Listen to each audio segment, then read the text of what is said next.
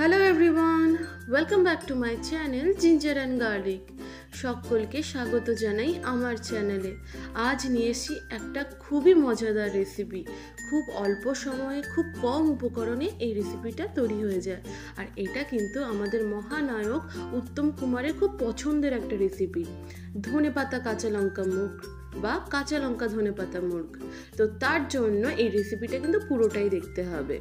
আর আমি এই জন্য নিয়ে নিলাম চিকেনের সাথে নিয়ে নিচ্ছি বেশ খানিকটা দই। আমি এখানে 5 চামচের মতো দই নিয়েছি, যেহেতু ওটা ছোট চামচ ছিল। আর এখানে নিয়ে নিলাম কাঁচা লঙ্কা, আদা আর গোলমরিচ বাটা। গোলমরিচের পরিমাণটা একটু বেশি দিতে হবে, ঝাল যে যেরকম খাবে। আর আদা তো আছেই, আমি 1 থেকে 1.5 ইঞ্চির মতো আদা দিয়েছি। দিয়ে দিলাম নুন আর সর্ষের তেল। এইবার এটা দিয়ে খুব ভালো করে মেখে নিতে হবে। যত ভালো করে চিকেন মাখানো হয় তত কিন্তু তার স্বাদও বাড়ে। আর সবসময় হাতের সাহায্যে করা উচিত। এই যে চিকেন কিন্তু মাখা হয়ে গেছে। এখন আমি এই চিকেনকে রেস্টের জন্য রেখে দেব। একটা ঢাকনা দিয়ে প্রায় আমি 2 ঘন্টার মতো ম্যারিনেশনে রেখে দিয়েছি। এইবার একটা কড়াতে তেল গরম করতে দিলাম। তেল কিন্তু বেশ একটা প্রয়োজন পড়ে না, যেহেতু দই দিয়েছি। দই থেকে কিন্তু অনেকটা তেল বের হবে। এর মধ্যে দিয়ে দিলাম একটা বড় পেঁয়াজ, আমি কুচি করেছিলাম। সেই কুচি করা বড় পেঁয়াজটা দিয়ে দিচ্ছি। দিয়ে দিলাম সামান্য নুন, যাতে পেঁয়াজটা খুব ভালোভাবে মজে যেতে পারে।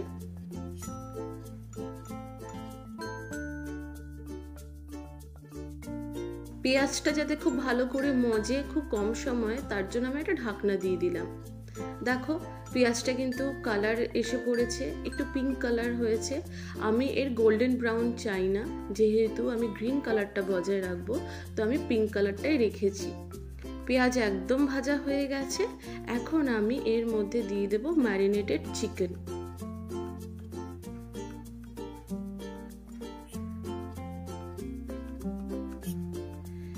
এবার আলতো হাতে চিকেনের সাথে পেঁয়াজটা ভালো করে মিশিয়ে নেব।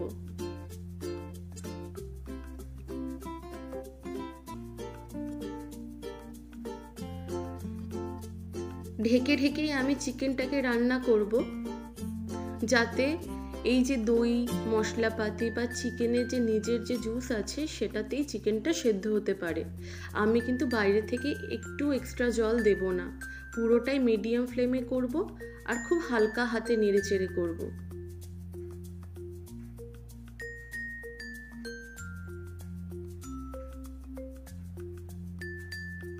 দেখতেই পাচ্ছ চিকেনের থেকে প্রচুর পরিমাণে জল বেরিয়ে এসছে।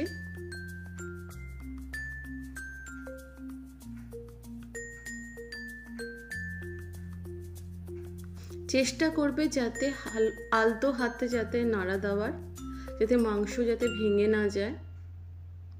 এখন আমি চিকেনে দেওয়ার জন্য আমি 4 থেকে 5টার মতো কাঁচা লঙ্কা নিয়ে নিলাম 1 মুঠোর মতো ধনেপাতা, যেহেতু এটা কাঁচা লঙ্কা ধনেপাতা মুগ। আর দিয়ে দিলাম 3 কোয়া রসুনগুলো একটু বড় বড় সাইজের। তো তোমরা রসুন যে যেরকম খাও সেরকমই দিতে পারো। আর আমি এখানে দিয়ে দিলাম হাফ লেবু। এই যে আমার কিন্তু ব্লেন্ড হয়ে গেছে, দেখতেই পাচ্ছ।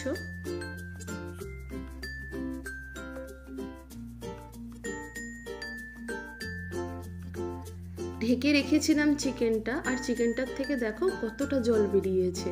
এটা সমস্তটাই হয়েছে দইয়ের কারণে। আর একটুখানি যদি ম্যারিনেশনে বেশি করে টাইম দেওয়া যায়, দইতে কিন্তু অনেকটাই জল ছাড়ে।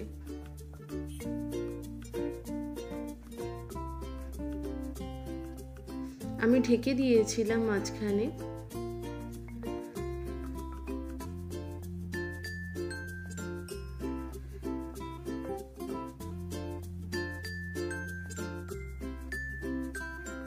এখন আমি যে কাঁচা লঙ্কা ধনেপাতা আর রসুনটা বেটেছিলাম সেটা আমি পুরোটাই দিয়ে দেব।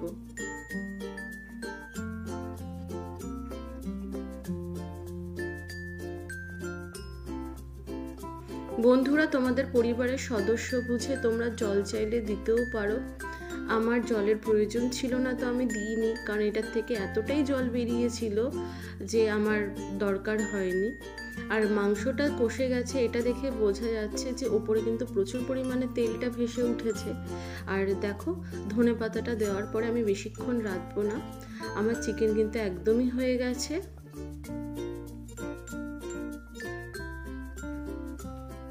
এখন আমি চিকেনটাকে নামিয়ে নিচ্ছি।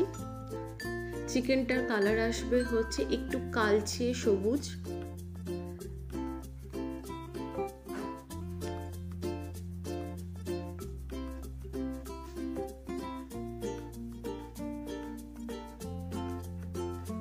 দেখতে কিন্তু অনেকটা লোভনীয় হয়েছে, আর খেতে তো এর থেকেও বেশি লোভনীয়।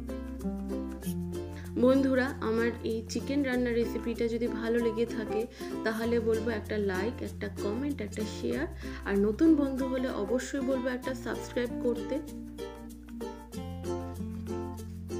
একদম রেডি আমাদের কাঁচা লঙ্কা ধনেপাতা মুগ, আমাদের মহানায়ক উত্তম কুমারের খুব পছন্দের একটা রান্না। তো সবাইকে বলবো এই রান্নাটা প্লিজ বাড়িতে একবার করুন, খেয়ে দেখুন, খুবই ভালো লাগবে।